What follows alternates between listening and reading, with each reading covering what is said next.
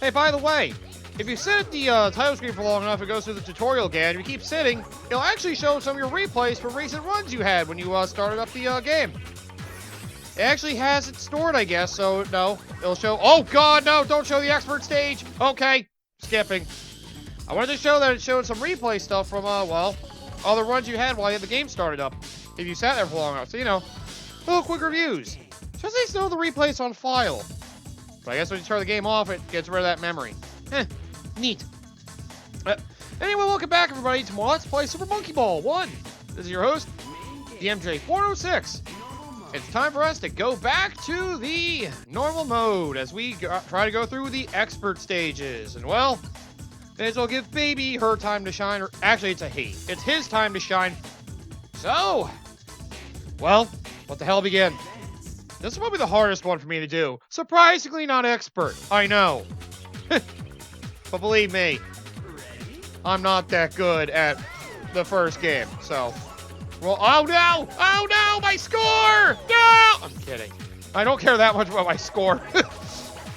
Then again, the way I play, I may sometimes rush headlong into things I shouldn't be rushing into. Still, if you thought expert was if you thought beginning was easy, beginner, oh my God, learn to speak. Jeez, your English has been degrading like a freaking infant. Ah! Well, no expert stages. Extra stages. Wow, I can't say anything right. Let's start this episode over. Okay, but in all seriousness. Well, yeah, if you thought beginner was easy, oh, advanced definitely takes things up a notch. You start having these little bumpers. Yes, those little vase things with the rings around them that shoot you off are called bumpers. So, be careful of them. It's probably proper I go through all of advanced regularly first without having to worry about the extra stages, so... You know what? I'm fine with this. We won't get the extra stages. Big deal. Let's do advanced again next time. We'll get it then. I won't have enough time to do it again this episode. Even if I actually try to blaze along, there's no way I'll get through it all. Besides, the way I want to do it, I want to show off every single stage of the game, obviously. Because, well, if you play through every stage at least once, then you have the ability to replay it in practice mode. So you can play it to your heart's content. Honestly, I like the practice mode, the way it works in this game, better than it does in the second. Because the second game just lets you replay the level forever.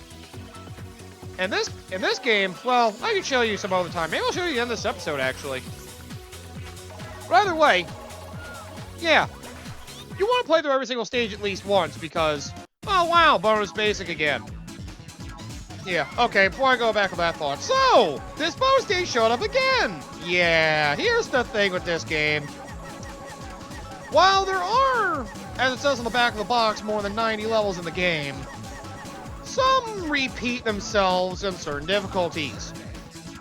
So you may want to make a note of that. There are some repeat stages, and while if you can't tell by the way some stages are formed, they're basically just harder versions of other stages from previous difficulties, like this. This is like stage 3 or 4. Oh no, this is like stage 2 from beginner. Except now they have this part bent over. There is something cool about that though with this game. It takes a previous concept you may have had from another difficulty and throws an enhancement on it to make it just a bit harder. It's something you don't get as much of from the sequel, because the sequel more or less just, well, it just has a lot of unique ideas to throw at you. Not always, sometimes there are slight enhancements on something else, but for the most part, every single level in Super Monkey Ball 2 is unique. This game, on the other hand, because it's an arcade-like game, they made it so higher difficulty you just take a previous level they had and throw a little notch in there to make it harder. And that's what makes it a little special for people. It kind of, gives you something familiar, and it's something to help you learn the game, too. It takes something you've remembered from the past, throws in a little extra thing to think, well, you beat it this way, let's see if you can do it if we do this to it. And well, if you can do that, then it shows you've improved your skills. And it can make the easier version, well, that much easier. It really is a special feeling to me. I like games that build upon their own mechanics and really test your skills as you go. Maybe that's something else people really like about this. The fact that it actually builds upon itself instead of just throwing you to something new every single time. I prefer the variety from Monkey Ball 2, but hey. It's nice to see an actual increase in difficulty. And I can appreciate that. Alright, now we got to floor 10, it's time to run a bonus stage. So remember, bonus stages come up on the 5th stage, and then every 10th stage starting from floor 10. Bonus wave, yep. I don't remember the names of all the stages off the top of my head, but I remember a good bit of them.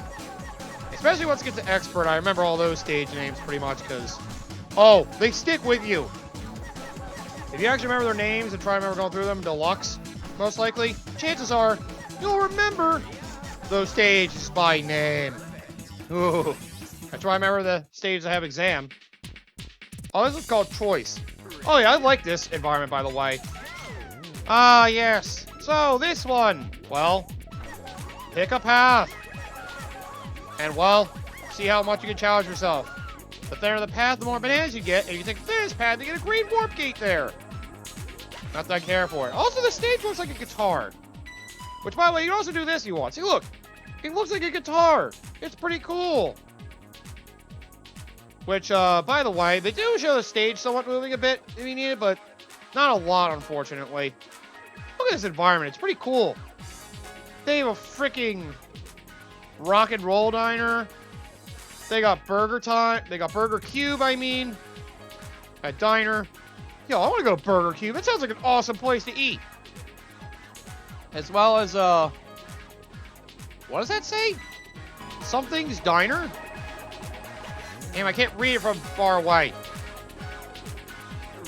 I don't know. They got Rock and Roll Diner, Burger Cube, a lot of fun places to eat. I don't know why. This environment's always very pleasant. Like, and the music's not as crazy as it was in the second game, but it is still the same composer, Hidenori Shoji. He really knew how to make music for the series. The first 2 games were just so catchy with their music. Yeah! Like with this environment's relaxing till we get to expert, and then it'll be the theme of your nightmares in expert. Oh, that stage. Oh, here's a fun one. Is this called stoppers or something? Note that these things move by the way you tilt the stage. So, you have to try to tilt the stage in a way where you move all these out of your way. You gotta bounce in a way where you can actually squeeze through. Just move the control stick back and forth a bit, you can get things to, you can get all those to proceed. Because there's something to remember with the way you move the characters in this game with the control stick. In case some things are confusing as to how the controls actually work with how you move the monkeys, here's a bit of advice to put in a little more of a realistic perspective, I guess. Because you notice when you move the control stick, the stage tilts. Don't think of trying to move the monkey as you actually move the monkey. What you're actually doing with the control stick is tilting the stage. It's more or less just tilting the stage so gravity affects the monkey and the ball where they are in a certain way. So you're more just tilting the stage rather than actually moving the monkey. I mean, in mid-air it's a little different. In that case, you have to think of it like a vacuum. See, this game really is like a... Ah, crap, that was dumb! I've never died on this stage before, I regret that. This game is like an interesting physics lesson, too. I mean, maybe not specifically, but, you know. The fact that you can think of this at, like, a physics standpoint. If you understand that, it makes a lot more sense with how the game works. It really is such an interesting concept. That's why I really love these games. It's arguably my favorite Sega franchise, even though they didn't have a lot of the games for it, and a lot of them aren't great. But the first 2 alone really stand out, like how the Sonic trilogy stands out for a lot of Sonic fans. It's the big franchise of Sega, even though half of their games most people see as crap. Oh, by the way, this stage sucks. Welcome to Exam B. This stage is hell. What are the first sign of hell for this game? Look how long this stage is. It's an upgrade of Exam A. Basically takes everything from that, throws in some more hills, thinner bridges, longer bridges. Oh, man. Exam B. You're a bad sign of things to come. Oh, are you ever. There we go. And just like that, we made it. Oh yeah! Hey, this stage looks like a treble clef. Also, another subtle detail I like about this game you don't see in Monkey Ball 2.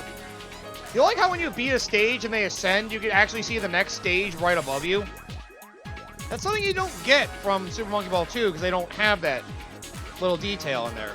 It kind of adds a little bit to the world, I guess. If you look at that, you can see the next stage right above you when you fly up. It's pretty awesome. Also, yeah, the goals move at that stage, so chase them down. There's a shortcut way to get to the warp gate really easily, but I'll show that next time when we go through advanced. What? Oh yeah, and be careful for moving floors. Another thing to worry about. Sometimes score isn't as important as survival. Honestly, you can increase your score more likely by dying, but well... Oh god, bumpers of a hill, why? Why would I do that? Oh yeah, and they'll tell you hurry up if you have 10 seconds or less remaining, so... Trying to make sure you get through the stage quickly, because you time out, you lose a life. Floor 20. Oh, I forget what this bonus stage is called. I want it to call bonus grid. I think it's another one. This one's easier than bonus wave, if you ask me. Just go out and around, hit straight lines, and you got all the bananas grouped together. Thank you. You're too hot. Oh god. Put. Okay. Be careful. Don't rush the bonus stages, or well, you won't have enough time to get all the bananas you need for lives. If you just want to get to the end, it's a good idea to do everything you can. Oh, here we go. Yay, middle jam. This is fun. Ah! Careful, going for bananas like that. It may not be worth going after bananas if it kills you. Wow, I died 3 times in advance. Now you get through to get to the extra stages by not dying once. I'm ashamed. I am embarrassing myself. Good lord. I am sucking right now. Man, middle jam. You gotta follow these bumpers along as you try to get to the end goal over there. Just take your time. And, well, you can make sure that you can actually get over. Yeah. Perfect! Well, at least the rest of these last stages should be easy for the most part, I would hope. Oh yeah, Antline. In case you're wondering why this stage is called Antline, it's because it's based on the holes that are left in the ground by the creatures referred to as antlines. Creatures that hide in the ground and eat ants. Yeah. They go into holes like that. That's what they leave when they dig under. It's kind of cool, actually. Some of the stage names, they don't always make sense, but then if you look into the context of it, you're like, yeah. Like, the stage names actually make sense. Even the really weird ones. I know Super Monkey Ball Deluxe has a couple weird stage names. I had to look a couple of those up to figure out what the heck they were referencing, because it didn't make a lot of sense. There's some weird ones for Monkey Ball 1 as well, but, well, you'll see those as we go forward. Yeah! Good, another easy goal. Oh, good, this one's easy. Slant bridge. Or whatever it's called. I don't remember, like I said, I don't remember the names off the top of my head.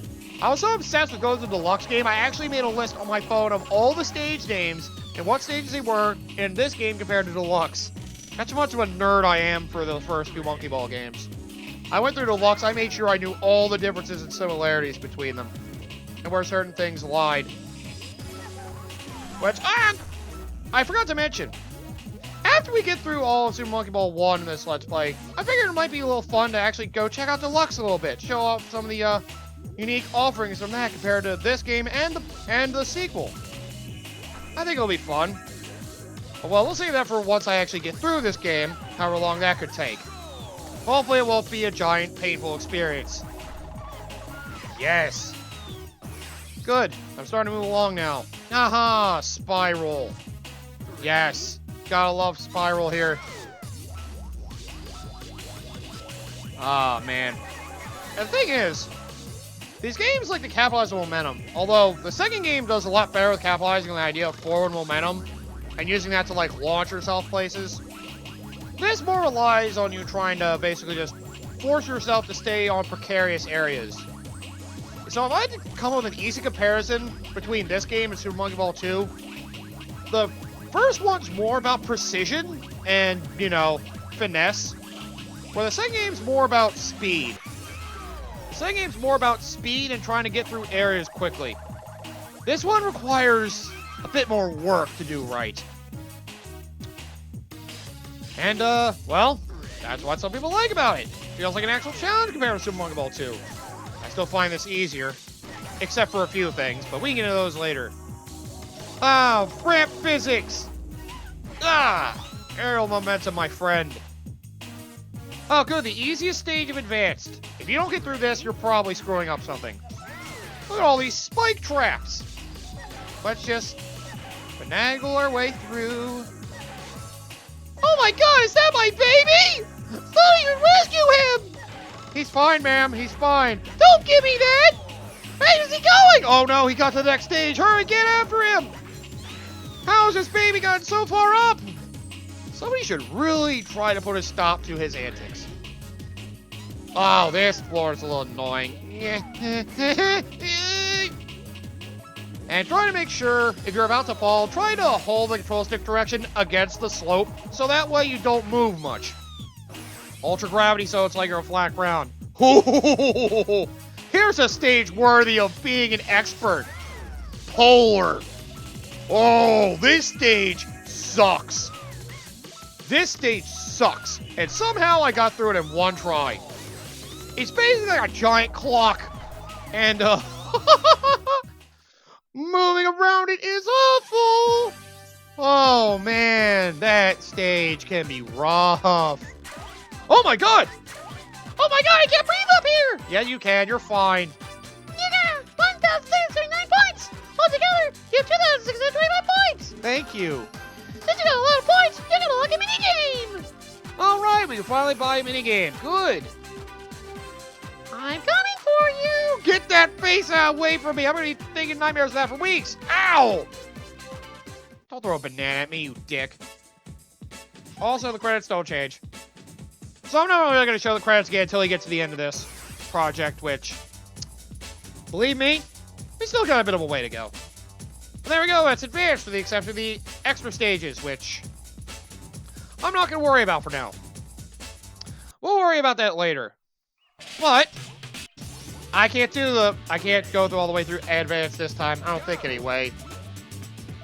Let's see. How about in... How about, good, as in get good? How about that? Yeah, you like that name? Nag, Jam, Mika, Oda. Thanks. Neat. Don't know why I thought that name was neat, but whatever. So, since I'm not going to be able to go through that, let me just show you what practice mode is like. Oh, also it's competition mode. You can play 2 to 4 players simultaneously. You can choose whatever stage you want. First person reaching the goal wins. So yeah, you also have fun competing to see who can get to the goal faster in every stage if you want. You can only select by stage though, and well, I need more controllers, so I can't show that off. But you know, it's basically simultaneous multiplayer, where the rest of it's just alternating, which, you know, you can compete to see who can get through stages faster or get higher scores. You can go one after the other. It's pretty nice.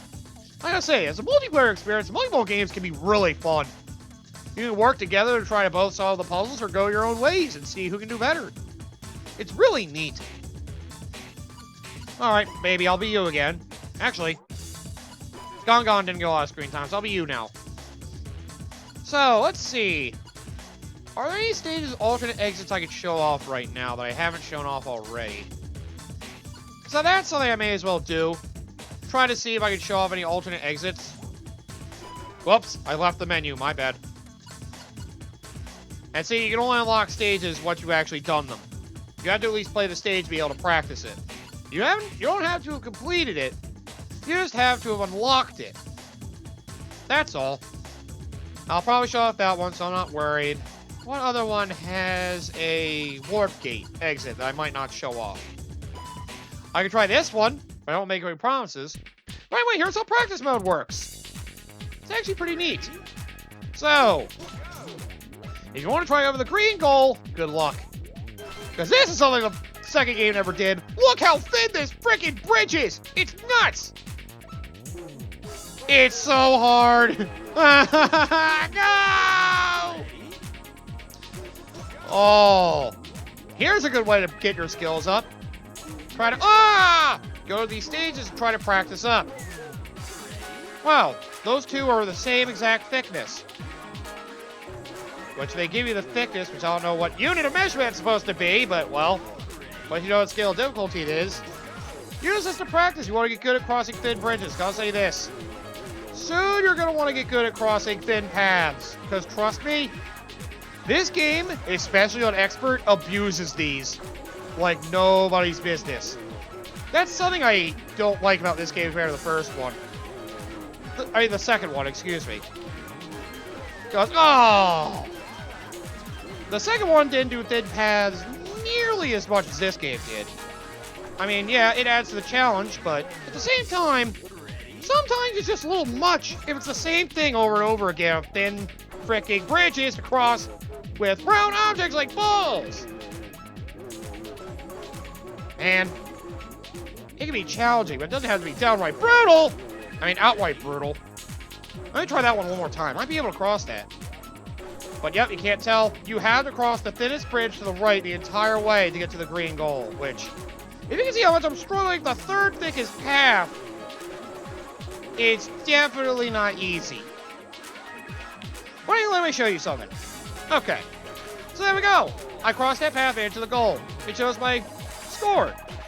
There you go. My score for that run was 2,511. My best score was that. Now, let's try to beat it again. Oh, that was too fast! You reckless monkey, what are you doing? And here's one thing to think about when playing these games as well. Do you want to go for performance, for score, or do you just want to beat it? Because you may think, well, I can challenge myself, I'm skilled enough to be able to go through this quickly, so I can get a high score, and get extra bananas and points along the way, and get through the stage more quickly. Challenge yourself as much as you can, just don't overdo it. There we go! I got a new high score! Yeah, best score! It was that many points better! So yeah, you can practice this stage as much as you want. Try to get a higher and higher score. See what route gets you to the best score. It allows you to complete the stage as fast as you can. That's the great thing about practice mode. You can just practice any stage you did, even one you lost all your lives on, as much as you want. You don't have to have beaten the stage to be able to practice it. You just have to have unlocked it. And well, as long as you do that, you can play your heart's content. Oh, I didn't beat my score. What a ripoff. I'm out of here. You can also save your replays if you want. Which, well, nothing worth saving there. Let me see. Are there any other exits I'm probably not going to go through? Let's see. Bowl, ramp one. You know what? I'll save that one for when we do the actual run. There's not really a lot of other warp gates in this one, though. At least not to my memory. Yeah, there's not a lot of warp gates in this game either. Where Super Mario Bros. 2 had a lot of warp gates for you to try to skip stages. This game's a lot less lenient on that. And let me just practice this stage once, just so I get it through me. I want to make sure I remember how to do this efficiently. Because this stage can be a giant pain in the ass if you're not ready. Blah! The balancing act. Yeah! Okay, never mind, I'm probably fine. That one's pretty tough if you do not take your time. That's the thing to learn with this game. Patience is a virtue. That will help you a long way. It really will. And, well, with that, that's all I'll say for that. Actually, you know what? Let me show something else. Sorry, backtracking my thought. Let me just show you this once. So, you want to know how hard the struggle is to try to get these, those goals? Note that the higher the warp gate, the faster it goes. So, well, if you want to get the better warp gates, you better get booking. Better book your ass. So that way you can actually reach it. So look at that green goal go. I'm almost there, you bitch. Don't you dare hide from me! Oh, God. Yeah, give me one more try. I want to see if I can get there legitimately. Note that I say legitimately. Like I said, there's a lot of shortcuts to this game. Abuse this game to your heart's content, and you could probably find a lot of shortcuts through it. And believe me, pretty sure the designers intended it that way. That's another problem with the later Monkey Ball games. A lot of them are just straightforward stages where you see what you have to do, it's one path, but, you know, oh my god, I keep blowing it. It's kind of boring for that reason, you know? Like, you don't have a sense of freedom. The arcadey feels are what make the first two games great, where the rest of them are just go through the stage, collect bananas, get to the end, woohoo. There's no, like, sense of, like, extra accomplishment for trying to go to a harder goal. The thing is with these games, you make them about as easy or as hard for yourself as you want. That's what makes them so special. Like, they become very memorable for that reason. Hey, red goal! Oh god, are you at the end of the path? Get back here, red goal! Oh god, it warped back up to the... What the? Did it warp back up to the top? Oh, okay. By the way, hey, let me in! Thanks for carrying me inside of you. Which, by the way, you can do view stage to also see how things move. Wait, what? Oh. I was gonna say, why was the green going faster than the red for a bit? Not the way everything moves. So you want to get a good feel for how the stage is? Do view stage, so that way you can see how it all plays out. Wow, there's a giant straightaway at the end there. Impressive. Look at all these restaurants they have by too. They should have drive-thrus around here. That'd be great. So, where's this gold go at the end, you wonder? So, you don't happen to reach the end by the time it gets there, which slows down.